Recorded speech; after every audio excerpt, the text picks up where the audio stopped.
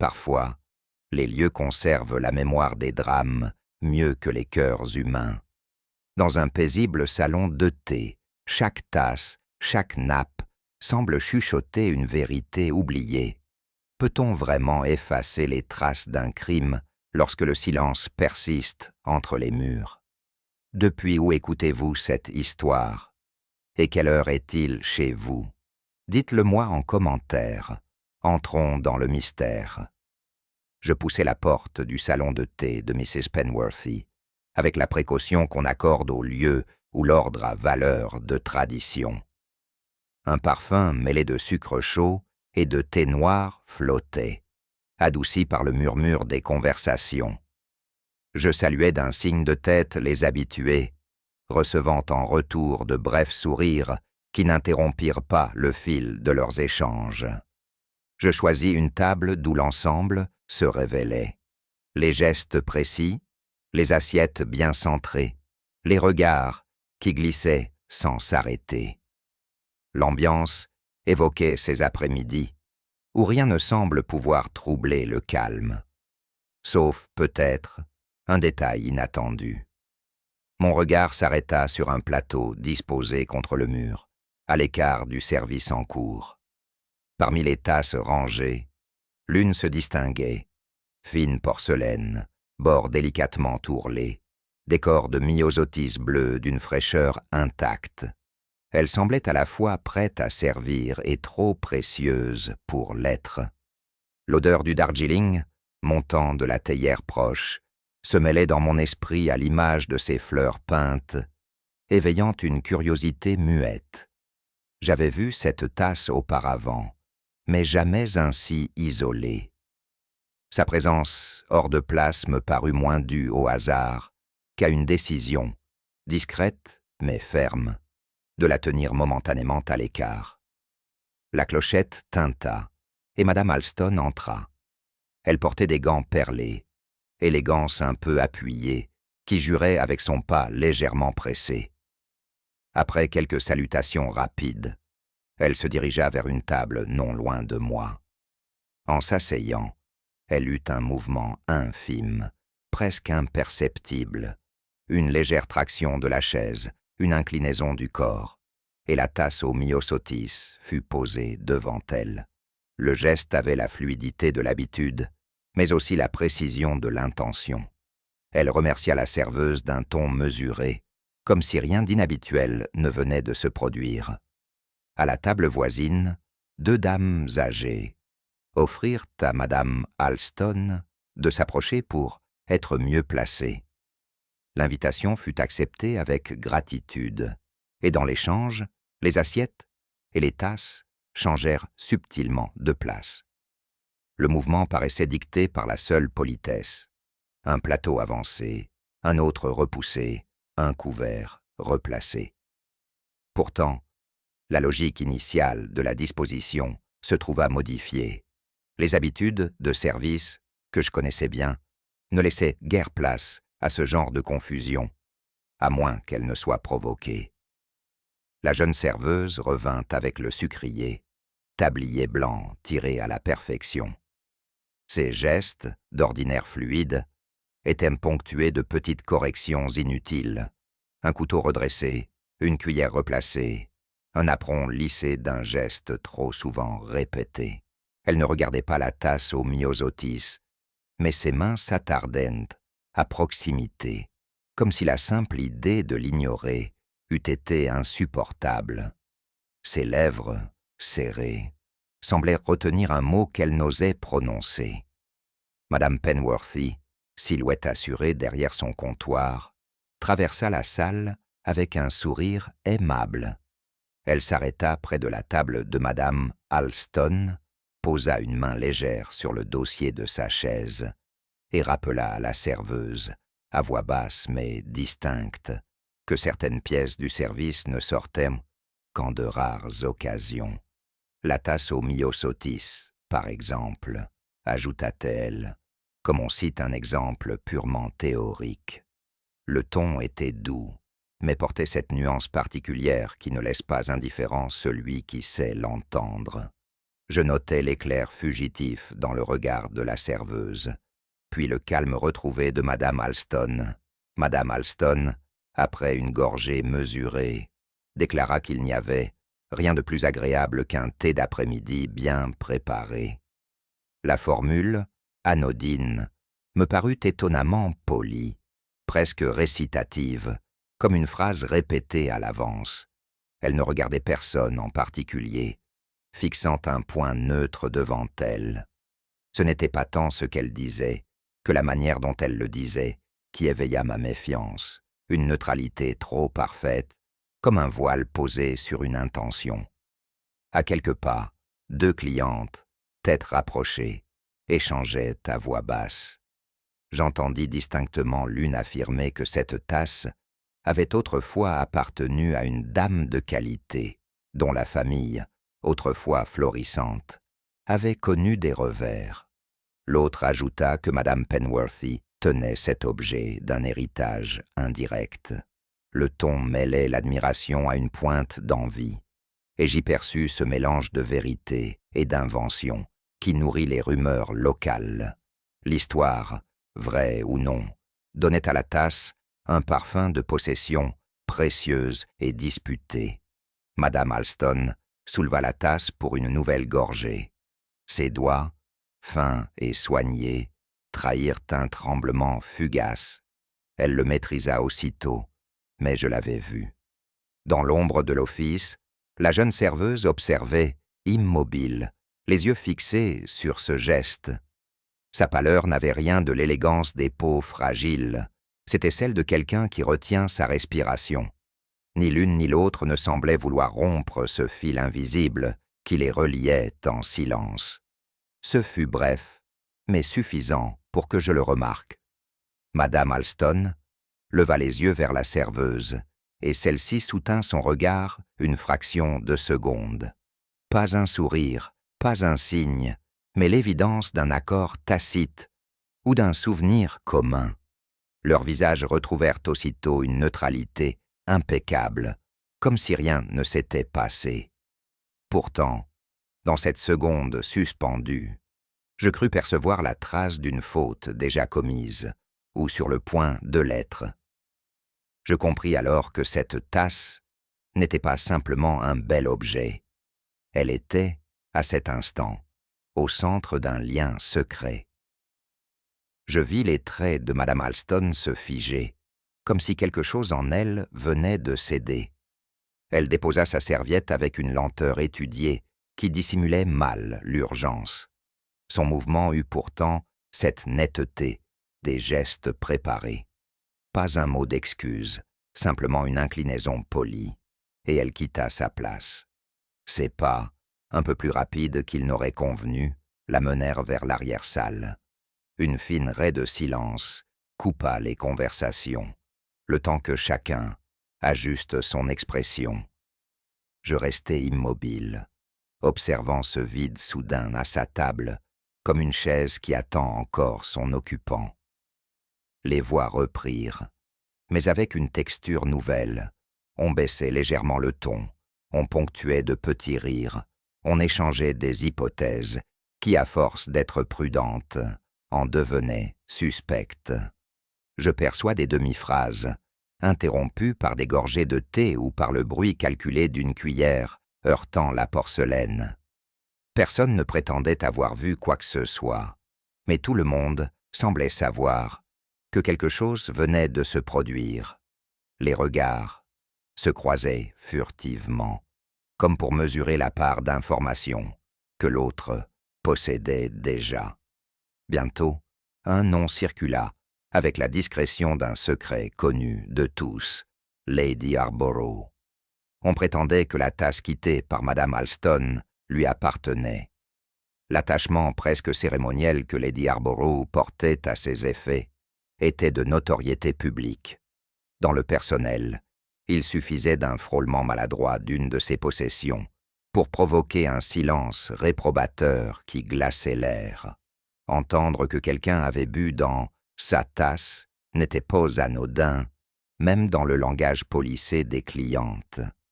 Une femme assise près du comptoir raconta avoir vu un petit déplacement de vaisselle, rien de remarquable pour qui n'y prête pas attention. Une main tendue, une assiette glissée, une tasse reposée, un peu plus loin. Mais la précision avec laquelle elle décrivit le moment me fit comprendre qu'il ne s'agissait pas d'un simple hasard du service. Ce genre d'échange, enveloppé dans la plus parfaite des politesses, ne se produit pas sans raison. Et dans un lieu où l'ordre est une seconde nature, le moindre désordre est rarement innocent. L'information se propagea comme un parfum sucré. On ne savait plus qui l'avait d'abord prononcée, mais elle était sur toutes les lèvres. Les visages restaient impassibles, mais les yeux brillaient d'une lueur de satisfaction discrète. On répétait la rumeur, sans jamais s'en déclarer l'auteur, comme si sa valeur tenait précisément à ce qu'elle ne soit attribuée à personne. Elle avait ainsi la légèreté d'une confidence et la densité d'un fait acquis. Lady Harborough demeurait droite, presque immobile, les mains posées sur son éventail fermé. Elle laissa tomber, d'une voix égale, quelques mots sur l'importance de la propreté et la rigueur dans le service. Il n'y avait, dans son ton, ni éclat ni colère, mais une netteté coupante qui fit se redresser plusieurs épaules autour d'elle. On sentait que sa remarque ne s'adressait pas à une personne en particulier, mais qu'elle visait, avec précision, ceux qui sauraient s'en reconnaître. Près de la porte menant à l'office, la jeune serveuse semblait figée. Son tablier, d'un blanc presque éblouissant, contrastait avec l'incertitude de ses gestes. Elle avançait d'un pas, reculait, jetait un coup d'œil vers la salle, puis vers l'arrière-salle, comme si chaque direction recelait un danger. La mention de la tasse l'avait, visiblement, atteinte. Je pensais à cette façon, concertain de craindre plus l'ombre d'une faute que la faute elle-même. Je me pris à recompter mentalement les tasses rares de la maison. Chacune avait sa place, son plateau, son ordre de sortie. C'était un petit rituel que Madame Penworthy ne laissait jamais au hasard. Or, dans ce calcul silencieux, une tasse manquait à l'alignement prévu. Elle avait quitté l'office sans suivre le chemin habituel et n'était pas revenue au moment où elle aurait dû. Ce genre d'écart, si modeste soit-il, ne peut passer inaperçu pour qui observe la régularité comme un langage. En tendant l'oreille, je saisis des bribes de conversation, vieilles histoires de dettes jamais réglées, incidents mondains transformés en rancunes tenaces, piques échangées au détour d'un dîner. Rien de spectaculaire, mais l'addition de ces petites ombres pouvait suffire à motiver un geste calculé. Les plus graves des offenses, dans un village, ne sont pas toujours celles que l'on commet, mais celles qu'on laisse croire qu'on a commises. Alors que les voix commençaient tant à se fondre dans un bourdonnement uniforme, un cri éclata depuis l'arrière-salle. Bref, mais d'une intensité glaciale, il trancha net tous les chuchotements. La porte battante vibra sous un courant d'air.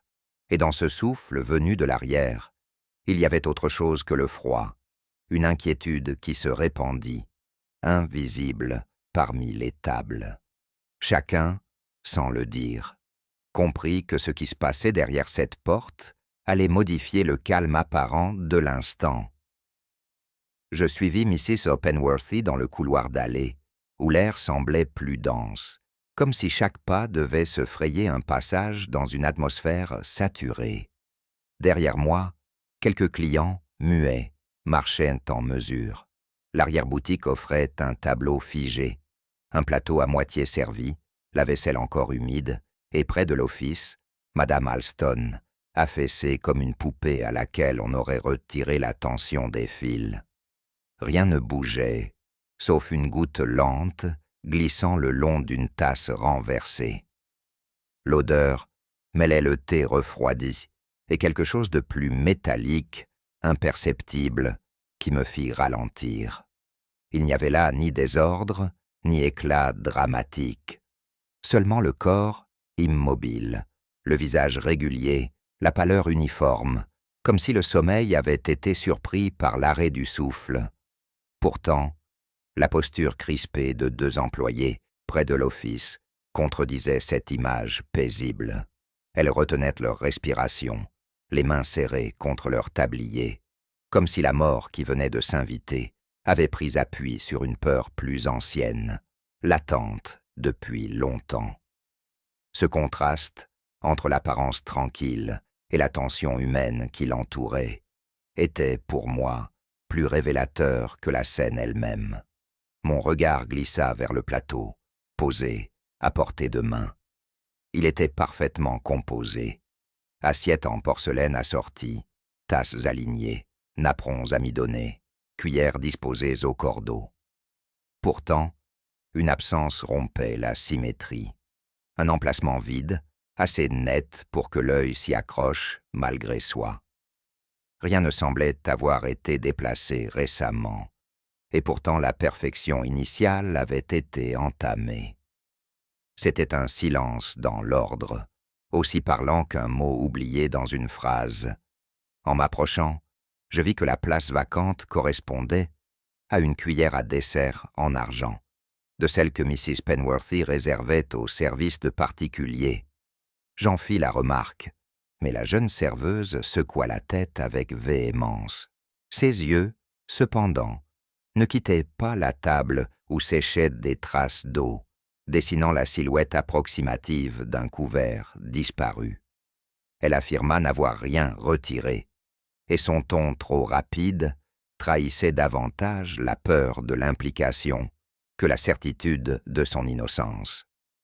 Mrs. Penworthy, debout près du buffet, s'empressa d'expliquer que Madame Alston souffrait d'un cœur fragile et que le drame n'avait rien d'imprévisible. Sa voix cherchait à imposer une version douce, mais ses mains contredisaient ses paroles. Elle frottait nerveusement le manche d'un couteau, sans raison apparente, comme pour l'astiquer. Ce geste répétitif, inconscient, me rappela ces manies qui, sous la pression, servent à détourner l'esprit d'une pensée importune. L'office, d'ordinaire impeccable, offrait une anomalie subtile. Sur une table secondaire, un torchon propre était plié, à l'écart, sans tache ni odeur de lessive. Sa présence, isolée, paraissait inutile, sauf à avoir servi pour essuyer quelque chose qu'on voulait ensuite oublier. Ce genre de petit dérèglement, invisible pour qui ne vit pas dans l'observation constante, prend une valeur toute particulière lorsqu'il intervient dans un décor où chaque objet a sa place. Le docteur arriva rapidement, saluant d'un signe bref avant de s'agenouiller auprès de Madame Alston. Il déclara, d'un ton posé, qu'un malaise cardiaque était plausible et que la fin avait dû être rapide. Pourtant, lorsque ses doigts effleurèrent la tasse encore tiède posée à portée de main, il marqua un temps, infime mais perceptible. Ce petit arrêt, avant de poursuivre son examen, me sembla moins dicté par le doute médical que par une hésitation sur ce qu'il convenait ou non de dire. Dans le murmure qui suivit, les employés échangèrent des fragments de phrases « service rare »,« erreur de plateau »,« client pressé ». Aucun propos complet, mais assez pour laisser entrevoir une consigne donnée à la hâte et respectée avec cette docilité prudente qu'engendre la crainte de déplaire. Ces demi-mots s'arrêtaient dès qu'un regard extérieur se posait sur elle, comme si, déjà, on avait décidé que certaines choses ne devaient pas être formulées. Je repris mentalement le parcours des tasses, depuis l'office jusqu'aux tables. La tasse au myosotis, celle qui m'avait frappé un peu plus tôt, ne figurait plus parmi celles qui revenaient en cuisine. Elle avait quitté la salle avant l'heure habituelle, et détail plus significatif, sans passer par l'étape du rinçage que Mrs. Penworthy exigeait toujours. Ce raccourci, inhabituel, évoquait moins une précipitation ordinaire qu'un geste dicté par la nécessité de soustraire l'objet à un regard. Alors que l'on recouvrait le corps d'un plaid, une cliente, encore pâle, murmura qu'elle avait vu un homme quitter précipitamment les lieux par la porte arrière. Elle ne sut dire s'il était client ou employé, mais précisa qu'il tenait quelque chose sous son manteau. L'idée d'une présence étrangère à ce cercle habituel s'installa aussitôt, et l'air, déjà lourd, se densifia encore. Ce courant froid qui passa entre nous ne venait pas seulement du couloir. Il naissait d'une certitude sourde. L'événement dépassait largement ce que chacun, jusque-là, avait bien voulu croire. Au matin, l'air avait cette fraîcheur qui pousse les langues à se délier. Les murmures de la veille s'étaient mués en récits ordonnés. Chacun retravaillait au goût de celui qui le colportait. La serveuse, selon les versions, devenait soit l'idiote maladroite dont la faute avait précipité le drame, soit la malheureuse exécutante d'un ordre qu'elle n'avait pas compris. Je laissais glisser ces portraits, notant surtout le soin avec lequel on choisissait ces mots, assez nets pour orienter l'opinion, assez flous pour se dérober à toute responsabilité. Dans un village, la vérité se façonne souvent à la mesure des sympathies, et je savais déjà que cette journée n'y ferait pas exception. Je m'arrêtais à la poste sous prétexte de timbre, sachant qu'ici les nouvelles circulaient plus vite que le courrier. Entre deux clients, la guichetière glissa, comme par inadvertance, quelques détails sur les étrangers logés à l'auberge. Un homme qui payait comptant, ne se laissait pas distraire par la convivialité et passait de longs moments à contempler les vitrines sans y entrer. Ce genre d'attitude, dans un lieu où l'on connaît les habitudes de chacun, avait déjà suffi à éveiller la suspicion. Les mots étaient mesurés, mais les regards, autour de moi, me confirmèrent que, pour certains, il avait déjà franchi la frontière invisible entre visiteurs et intrus. En chemin, je croisai la femme du vicaire, prompte à exprimer sa compassion pour la jeune serveuse. Elle plaidait pour qu'on ne la juge pas trop sévèrement, rappelant qu'un emploi en salle n'est pas toujours simple, surtout quand on y sert des clients aux manies exigeantes. Mais, sans le vouloir, elle brossa un tableau précis des rivalités au salon. Ses gestes de faveur accordés à l'une plutôt qu'à l'autre, ses remerciements appuyés qui, dans un espace clos, s'alourdissent vite en jalousie tenace. Je compris que le thé servi chaque après-midi charriait bien plus que des arômes. Je m'installai un instant à l'ombre, reconstituant mentalement la ronde des plateaux la veille. Qui avait été servi en premier? Qui avait attendu plus longtemps? Quel plateau avait quitté la salle et lequel avait été remplacé avant son heure? Peu à peu, un détail s'imposa. 2 clients avaient échangé leur place. Les conversations du village qualifiaient cela de simple hasard, fruit d'une conversation fortuite, mais dans un service où l'ordre est constant, un tel changement, même aimable en apparence, introduit une brèche, et dans cette brèche peuvent se glisser bien des choses. La rumeur d'une cuillère disparue prit de l'ampleur au fil des heures. On la disait volée, mais bientôt plusieurs maisons se vantèrent d'en posséder des identiques. L'argument changeait subtilement. L'objet n'était peut-être pas celui du salon, ou alors il en existait tant de semblables que la preuve s'en trouvait diluée. Ainsi naissait la confusion, une ombre parfaite où se perdent les contours des faits. Une ancienne employée, croisée devant l'épicerie, parla avec chaleur des préférences de Mrs. Penworthy pour certaines clientes. Elle décrivait ses gestes presque imperceptibles, un morceau de gâteau plus généreux, un mot plus aimable, un service plus prompt. Ses attentions, répétées, avaient fini par tisser une hiérarchie implicite où certaines se savaient favorisées, d'autres tolérées. Dans un tel climat, la moindre frustration pouvait fermenter en ressentiment, et je me demandais si la jeune serveuse avait été simple témoin ou victime de ces micro-injustices quotidiennes. À l'auberge, les avis sur l'étranger étaient constants, polis, réservés, lisant beaucoup, fumant sa pipe en solitaire. Mais d'autres ajoutaient qu'il observait trop, sans rien dire, comme s'il engrangeait des informations qu'il ne livrerait jamais. Dans un village, ce silence studieux est rarement perçu comme de la discrétion.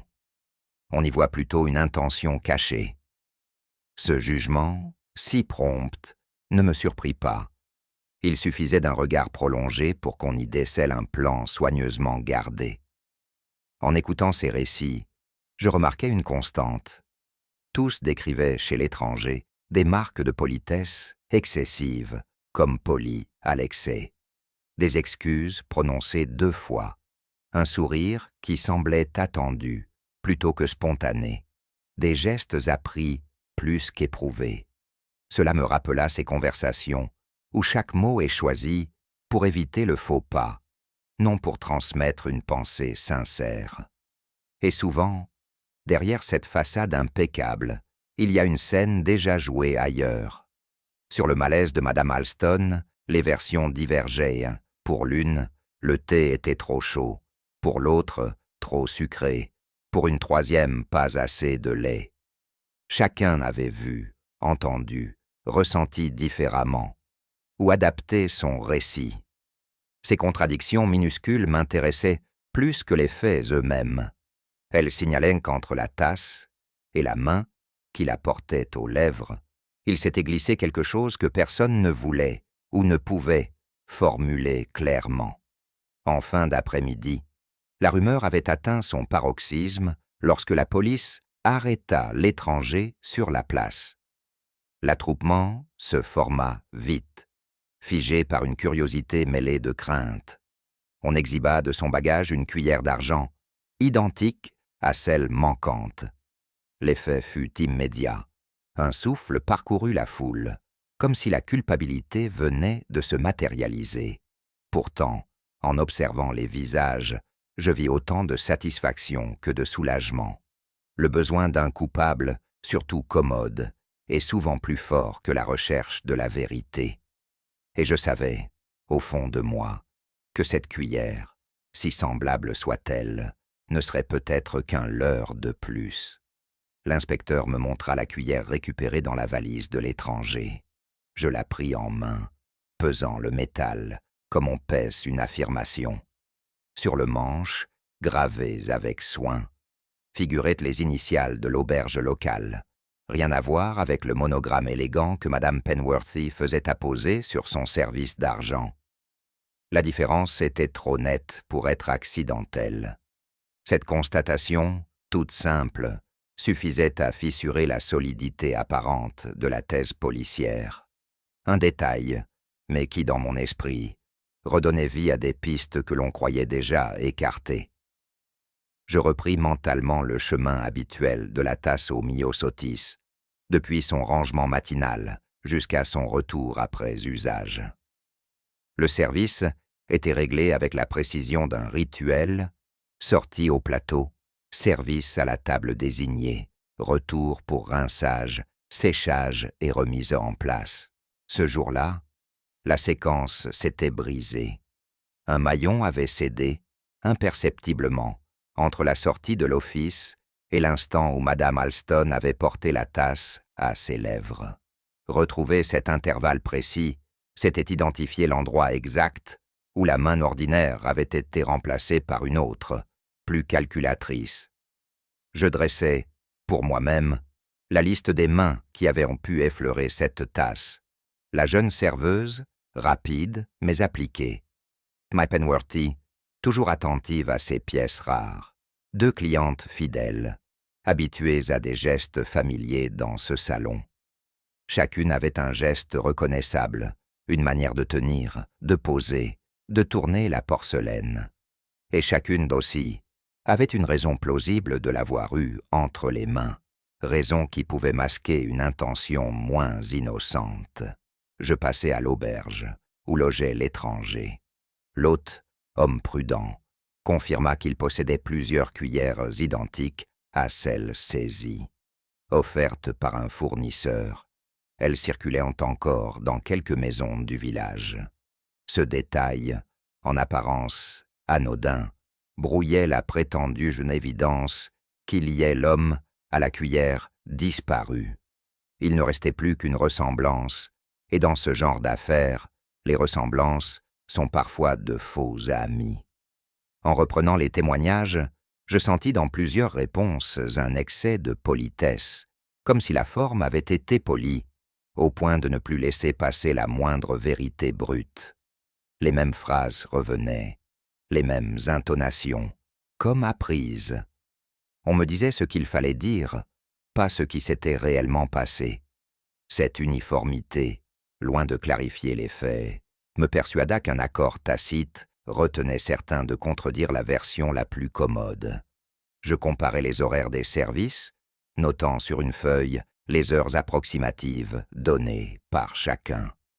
Entre la sortie du plateau contenant la tasse au myosotis et son arrivée à la table de Madame Alston, il manquait quelques minutes.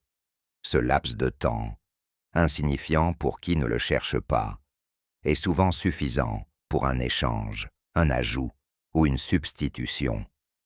Ce n'était pas un simple retard, c'était une respiration volontaire dans un mécanisme qui, d'ordinaire, ne se permettait pas la moindre pause. Une cliente mentionna que la serveuse s'était arrêtée près de la caisse, en chemin vers la table. Détail banal, dit-elle, pour récupérer une addition. Mais si la tasse au myosotis avait fait ce détour, elle avait quitté le chemin direct vers sa destinataire. Entre la caisse et l'office, il n'existe qu'un pas pour introduire un geste imperceptible mais décisif. Je me demandais si l'objet de mon attention était bien la tasse en elle-même. Peut-être n'était-elle que le réceptacle choisi pour accueillir l'instrument du forfait. Était-ce le sucre ajouté d'une main étrangère, le lait versé par un geste étudié, ou cette cuillère, absente désormais, mais qui avait peut-être laissé plus qu'une trace d'argent dans le thé. La tasse n'était pas coupable, elle avait été complice muette. Plus j'écartais les hypothèses faciles, plus revenaient les raisons simples, jalousie domestique, petites humiliations, dette d'orgueil ou d'argent. Ces motifs, si fréquents dans les salons étroits, me semblaient nés plus solides que les obscures raisons qu'on prêtait à un voyageur de passage. Le mobile avait peut-être changé de visage au fil des récits, mais le coupable, lui, restait dissimulé dans le même cercle. Je commençais à assembler un enchaînement cohérent lorsque, à l'auberge, un remue-ménage me fit lever la tête. Des pas précipités dans l'escalier, des voix basses mais urgentes. La nouvelle tomba, sèche. La jeune serveuse avait été retrouvée inanimée dans sa chambre. Personne ne parlait de blessure, mais le silence qui suivit s'installa comme un couvercle sur tout ce qui restait à dire. Je sus, à cet instant, que le fil que je suivais depuis la tasse au myosotis venait de se tendre encore, et que la prochaine réponse se cacherait peut-être derrière une porte qu'il faudrait forcer autrement que par la clé. La bruine tombait doucement, recouvrant le marché d'une odeur de terre et de verdure fraîche. J'avançais sans hâte, laissant mon regard se poser sur les couleurs assourdies des fleurs et des légumes. La marchande de fleurs, emmitouflée dans un châle à franges, m'accueillit d'un sourire poli. Nous échangeâmes quelques banalités sur le temps et la rareté des roses en cette saison. Elle parlait avec ce ton appliqué des commerçants qui se souviennent de leurs clients mieux qu'eux-mêmes ne le croient. Lorsque je glissais une remarque sur les commandes de la matinée, ses yeux pétillèrent d'un vif souvenir. Elle se rappelait avec exactitude chaque bouquet préparé à l'aube. Ce soin, presque affectueux, qu'elle mettait à se remémorer ces détails, me sembla digne d'être écouté avec plus d'attention que ne l'aurait exigé une simple promenade matinale. En l'écoutant, je notai l'étrangeté de ses propos. Elle affirma que Madame Alston, ce matin-là, avait choisi un bouquet en tout point, identique à celui commandé par Lady Harborough. Mêmes anémones blanches, même myosotis bleu, et ce ruban ivoire noué avec soin. Elle insista sur cette coïncidence, avec un froncement de sourcils, comme si elle-même y voyait matière à réflexion. Deux clientes, au style si différent, partageant soudain le même goût précis et le même jour, cela dépassait la simple convenance florale. J'eus la sensation que cette répétition n'était pas le fruit du hasard. La marchande, sans le vouloir peut-être, venait de placer côte à côte deux gestes qui, dans l'ombre des événements récents, acquéraient une résonance inattendue. J'attendis qu'elle poursuive, persuadé qu'un détail plus subtil finirait par émerger.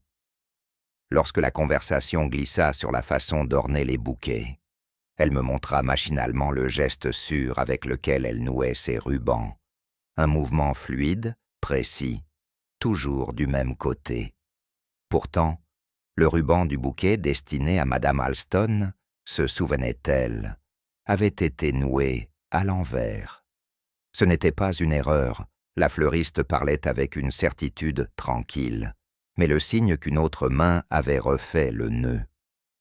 L'image d'un geste interrompu, remplacé par un autre, s'imposa à moi.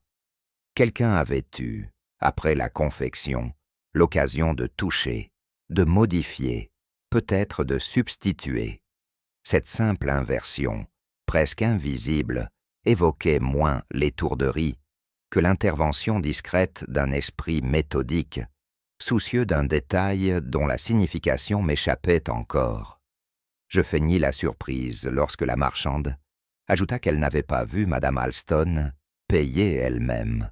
Une amie, c'est ainsi qu'on la présenta, s'était chargée du règlement, au comptant, en prétextant vouloir gagner du temps. La marchande sourit en répétant l'expression, comme si elle l'avait trouvée curieuse dès l'instant. Je n'insistais pas, mais l'idée d'un intermédiaire, dans un acte aussi personnel que le choix d'un bouquet, ne manquait pas d'éveiller ma vigilance. On peut déléguer l'achat de pain ou de lait, mais rarement celui de fleurs, offertes en main propre. Derrière cette commodité apparente, il y avait, je le pressentais, une raison moins innocente, un calcul qui ne se révélait qu'à travers les plis d'une politesse trop arrangée pour être sincère. La marchande, en me montrant un papier d'emballage semblable à celui utilisé ce matin-là, me laissa l'effleurer du bout des doigts. Une senteur subtile monta aussitôt, essence de violette, fine et persistante. Je reconnus ce parfum, discret mais singulier, que Lady Harborough portait volontiers. Il ne ressemblait en rien à celui de Madame Alston, plus sucré, plus lourd. Comment expliquer que l'empreinte olfactive de l'une se fût déposée sur les fleurs, destinées à l'autre? L'idée d'un contact intermédiaire, récent, s'imposa.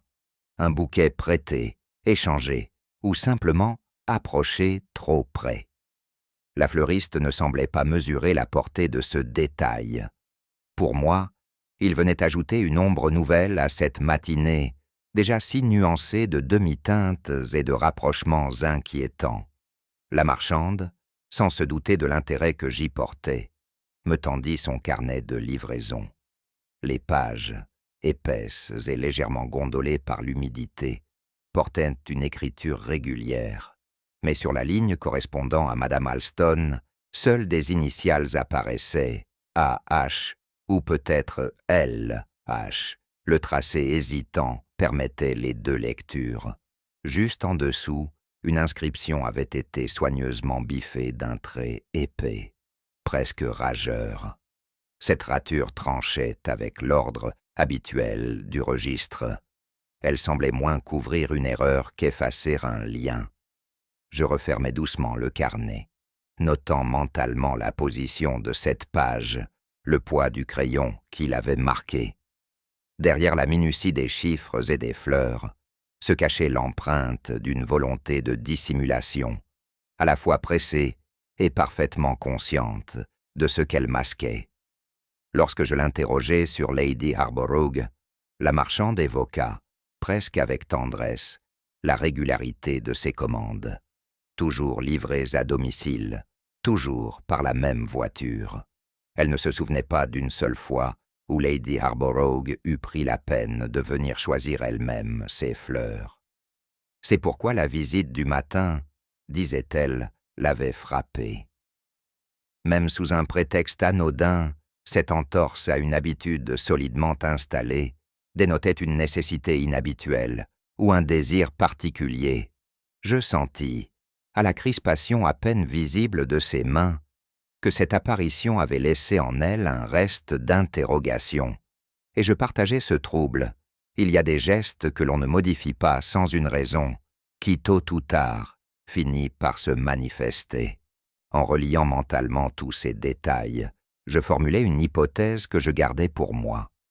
Et si le bouquet n'était pas un simple présent, mais un leurre? En reproduisant exactement celui de Lady Arborough, on pouvait créer une confusion, que l'un soit pris pour l'autre, que le destinataire hésite, que le geste paraisse provenir d'une main différente.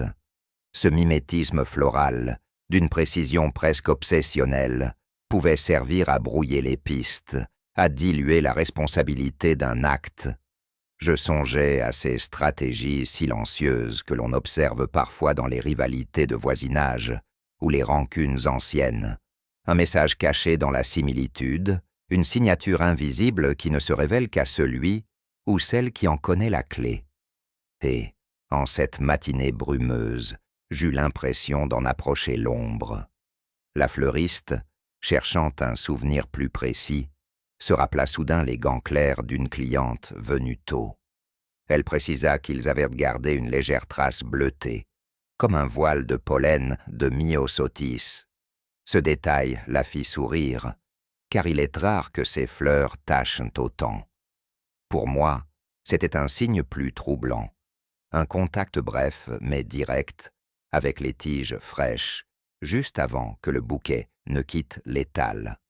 Or, selon l'ordre habituel, les bouquets de ce type étaient livrés, non portés. Je revis mentalement l'enchaînement du matin. Ce voile bleuté me guida vers un moment fugace où les fleurs, passées de main en main, avaient pu franchir une porte qu'elles n'auraient jamais dû franchir. Alors que la marchande refermait son carnet, un bruit sec attira mon attention. Un morceau de papier jauni venait de se détacher de la reliure, glissant sur le comptoir. Ce n'était pas un feuillet arraché, mais une lettre soigneusement pliée, dissimulée entre deux pages de compte. L'écriture, fine et légèrement délavée, portait des mots que je n'eus pas le temps de lire entièrement. La marchande, confuse, la prit entre ses doigts, comme si elle découvrait elle-même sa présence. Ce n'était pas un document oublié par hasard. Il avait été glissé là pour rester à portée de main, tout en échappant au regard. L'atmosphère, déjà alourdie par la bruine, sembla se figer un peu plus. Je sus alors que cette lettre, quelle qu'en fût la teneur, venait d'ouvrir une porte vers un pan caché de l'affaire. Je tenais entre mes mains le feuillet jauni, fragile comme une aile séchée. L'encre, malgré les années, conservait une netteté presque insolente. En lisant les lignes serrées, je sentis le silence autour de moi s'épaissir. Lady Arborough et Madame Alston, demi-sœurs. Le mot vibrait d'une dissonance ancienne. Toutes deux étaient nommées dans un legs singulier, assorti de conditions qui, à ma connaissance, avaient rarement servi qu'à éprouver la patience des héritiers.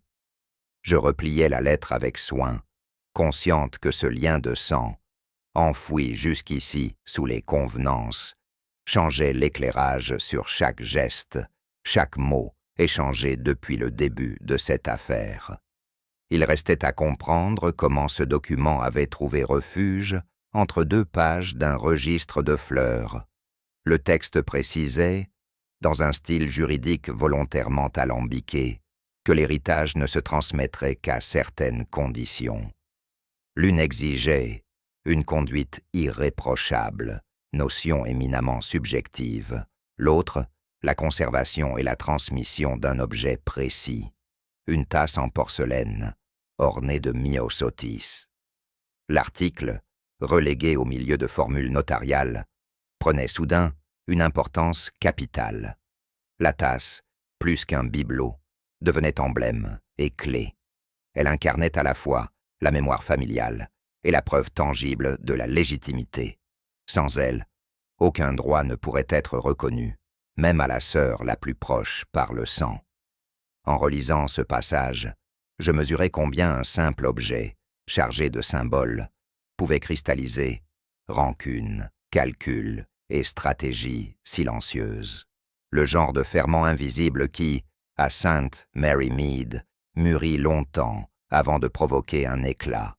Lorsque j'évoquai le contenu de la lettre devant Lady Harborough, je perçus d'abord un refus net, presque hautain.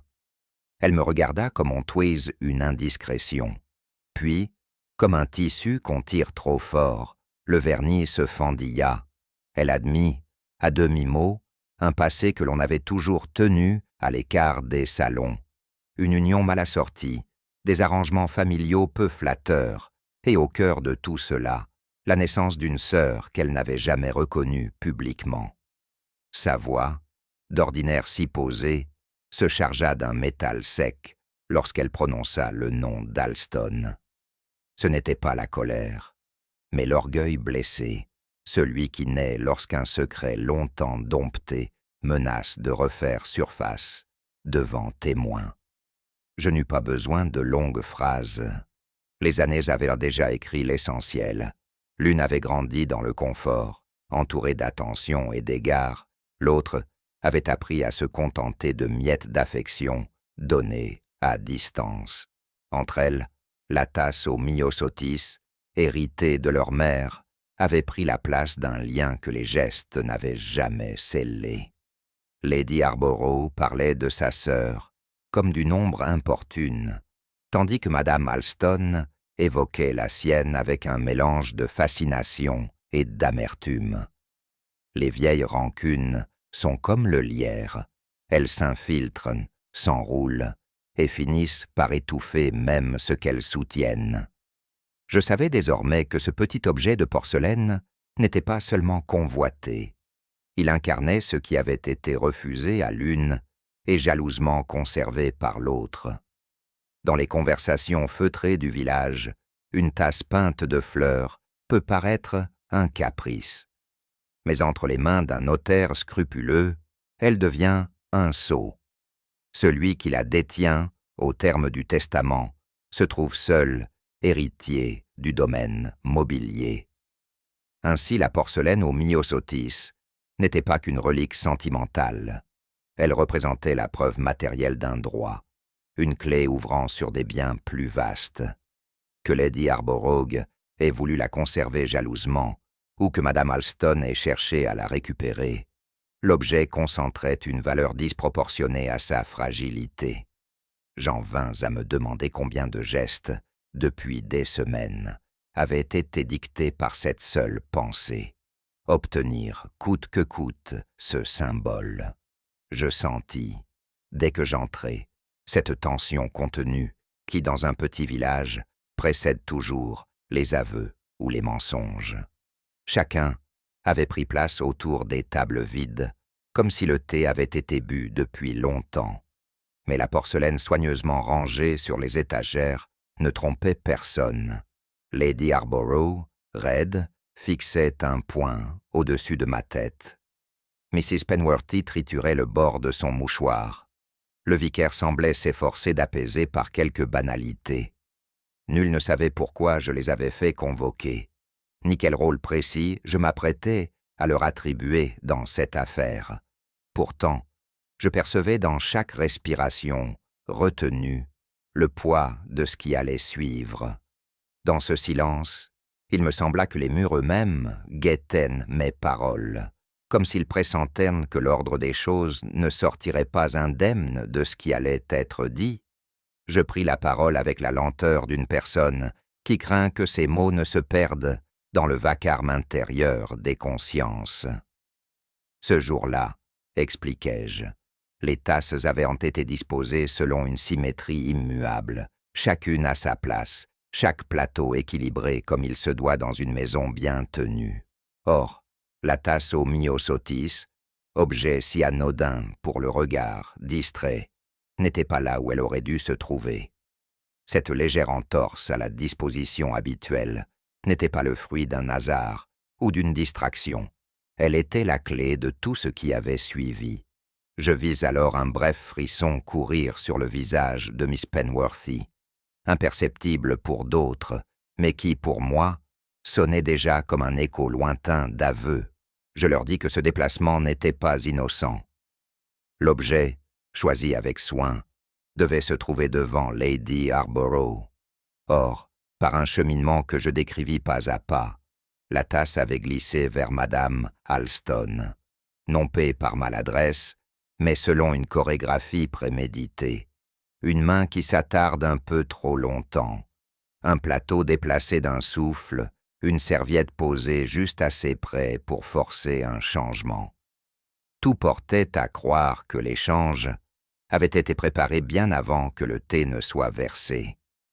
Les regards se croisèrent autour de moi, comme pour chercher dans les yeux des autres une explication qui les disculperait. Mais l'air du salon semblait s'être épaissi, rendant chaque souffle plus lourd et chaque parole plus coûteuse à prononcer. Ce n'était pas dans le thé lui-même que résidait le danger, mais dans la porcelaine.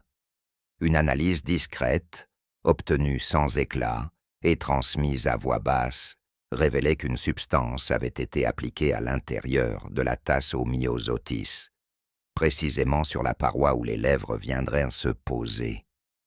Rien dans le goût ou l'odeur n'aurait trahi le piège. Ce soin, dans la préparation, indiquait non seulement la préméditation, mais aussi la certitude de l'identité de la personne visée. Pourtant, ce raffinement criminel s'était heurté à une variable que son auteur n'avait pas prévue. C'est là, ajoutai-je, que le fil des intentions se tord et que le destin, ou peut-être la simple maladresse, change le visage d'un crime. Lady Harborough devait être celle qui porterait la tasse à ses lèvres. C'était l'héritière, celle qui tenait encore entre ses mains la clé d'un règlement financier lourd et qui, par sa seule présence, empêchait le déblocage d'une somme considérable. L'éliminer revenait à effacer un obstacle. Le mobile, clair, pour qui voulait bien regarder, n'avait rien de ces querelles de voisinage ou de ces vieilles rancunes dont on nourrit les commérages de village. Il s'agissait d'un calcul froid, presque administratif, où la mort devenait un acte de comptabilité. Pourtant, ce calcul n'avait pas prévu que la tasse changerait de main. Je vis Lady Harborough redresser légèrement le menton, comme pour affirmer qu'elle aurait affronté ce danger avec le même calme que celui qu'elle affichait en cet instant. Je rappelai que, parmi les gestes de ce jour-là, un seul m'avait semblé superflu. Celui où mes Penworthy, déjà affairés au service, avaient déplacé légèrement la vaisselle sans raison apparente. Ce n'était ni pour rééquilibrer un plateau, ni pour libérer de la place. C'était un geste qui n'avait de sens que si l'on savait à quelle tasse il fallait donner une trajectoire particulière. Les autres l'avaient à peine remarqué, mais dans un salon où chaque geste a son rituel, la moindre déviation devient éloquente. Mrs. Penworthy, en m'entendant le dire, serra son mouchoir jusqu'à en froisser le tissu. Ce fut bref, mais assez pour que je sache qu'elle comprenait où je voulais en venir, et que désormais, le cercle autour d'elle se resserrait imperceptiblement. Les faits, poursuivis avec patience, avaient révélé une dette considérable. Mrs. Penworthy n'en avait parlé à personne, mais un prêteur peu scrupuleux en détenait la preuve, ainsi que des lettres compromettantes touchant Lady Harborough. Ces lettres, si elles venaient à être rendues publiques, auraient terni un nom déjà fragile et ruiné plus d'une relation mondaine. La dette seule suffisait à créer un désespoir muet. Le chantage qui s'y ajoutait donnait une urgence implacable. Dans ce mélange d'humiliation et de crainte, un esprit acculé peut se persuader qu'il agit par nécessité. Je remarquai que, pendant que je parlais, Mrs. Penworthy gardait les yeux fixés sur le tapis, comme si elle craignait que le simple fait de croiser mon regard ne confirme ce que ses silences avouaient déjà. Le plan, dans sa simplicité, paraissait infaillible. Empoisonner la tasse destinée à Lady Harborough, servir le thé selon l'ordre habituel et laisser le reste se dérouler comme une mécanique bien huilée. Mais dans tout système, il suffit d'un détail imprévu. Le plateau échangé, volontairement ou non, plaça la tasse devant Madame Alston. Était-ce un accident ou une anticipation que Mrs. Penworthy n'avait pas osé revendiquer? L'effet fut le même. La mauvaise personne but à la mauvaise tasse. Ce genre de retournement, expliquai-je, trahit toujours une faille dans la préparation, mais aussi dans la nature humaine, car on ne prévoit jamais parfaitement la part d'imprévu que chaque geste banal peut introduire. J'énumérais sans élever la voix. Une cuillère dont l'absence avait été expliquée de 2 façons différentes. Un horaire de service rapporté avec des variations étranges. Une agitation mal dissimulée lors de la découverte du corps, comme si l'émotion avait été surjouée pour masquer un autre trouble. Chacun de ces détails, pris isolément, pouvait sembler anodin. Mais réunis, ils formaient un enchaînement qu'aucun hasard ne pouvait justifier. Mais Penworthy, immobile, écoutait. Le vicaire, assis non loin, avait cessé de jouer avec sa chaîne de montre. Dans cette suspension, chaque mot paraissait prendre un poids disproportionné, et je savais que ce poids finirait par faire plier celui ou celle qui le portait depuis trop longtemps. Lorsque je terminai, le salon tout entier sembla retenir son souffle. Madame Penworthy ne protesta pas. Elle baissa les yeux, comme si elle cherchait au sol un appui que la chaise ne lui offrait plus. Personne n'osa parler. Dans ce mutisme, il n'y eut ni éclat ni mouvement brusque. Seulement cette absence de dénégation qui, dans certaines circonstances, vaut plus qu'un aveu formulé. La femme du vicaire se racla discrètement la gorge, puis se tut. Les autres évitaient de croiser le regard de Mrs. Penworthy, peut-être par pudeur, peut-être par peur. Ce silence, lourd et prolongé, ne fut brisé que par le bruit lointain d'une porte qui se refermait, comme pour sceller ce qui venait d'être dit, ou plutôt, ce qui n'avait pas eu besoin de l'être. Le salon avait rouvert ses portes, comme on entr'ouvre une fenêtre après un orage, laissant entrer l'air neuf, sans oser chasser toute l'odeur de pluie.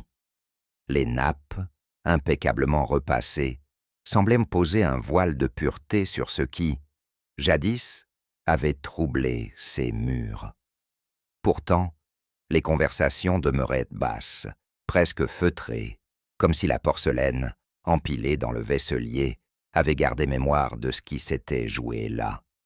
Les chaises grinçaient à peine, et chaque tintement de cuillère dans une tasse paraissait rappeler un écho lointain, discret mais obstiné, que nul ne voulait nommer à voix haute.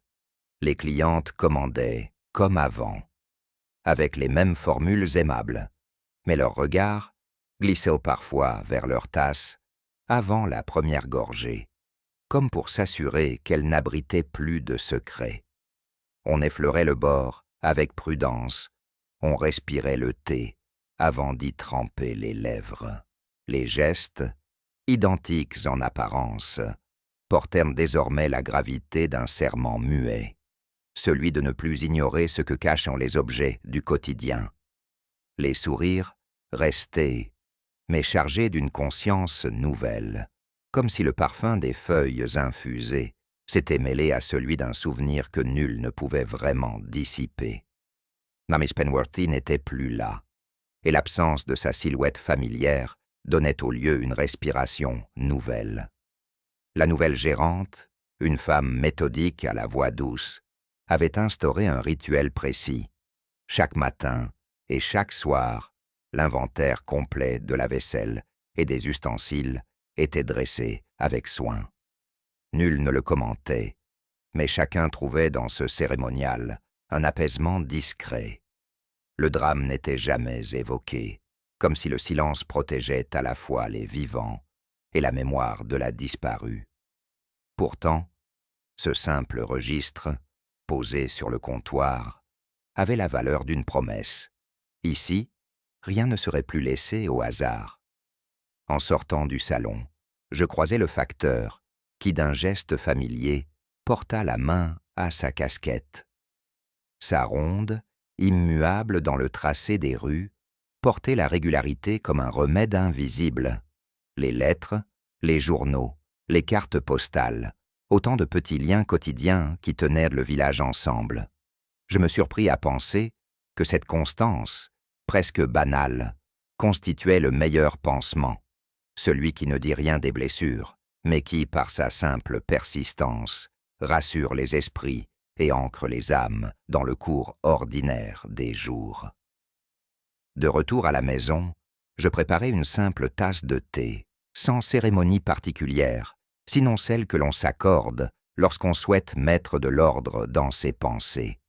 L'eau bouillait avec un murmure apaisant, et la vapeur, en s'élevant, dessinait dans l'air des volutes que j'observais distraitement.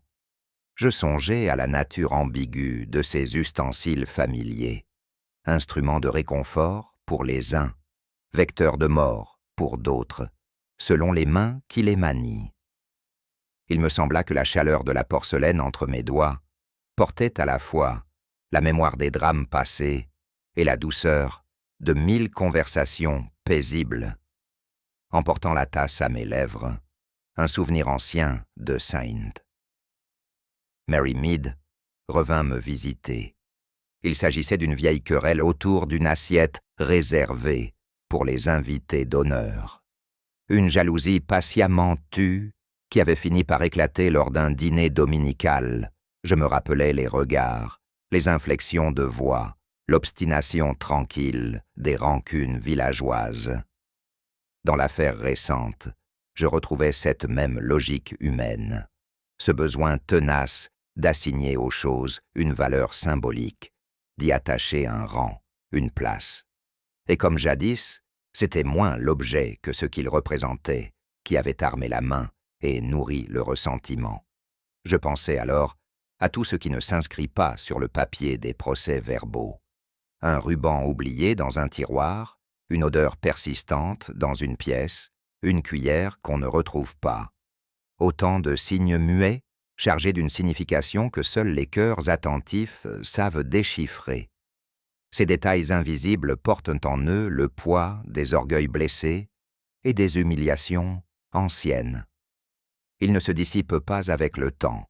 Ils patientent, tapis dans l'ombre des souvenirs, jusqu'à trouver un geste, un mot ou une occasion pour refaire surface. C'est là, souvent, que réside le véritable ferment des drames humains. Dans le silence de mon salon, je me surpris à penser que juger hâtivement n'apporte ni justice ni paix. Bien des crimes ne naissent pas d'une cruauté pure, mais d'un désir obstiné de remettre à sa place un monde jugé injuste.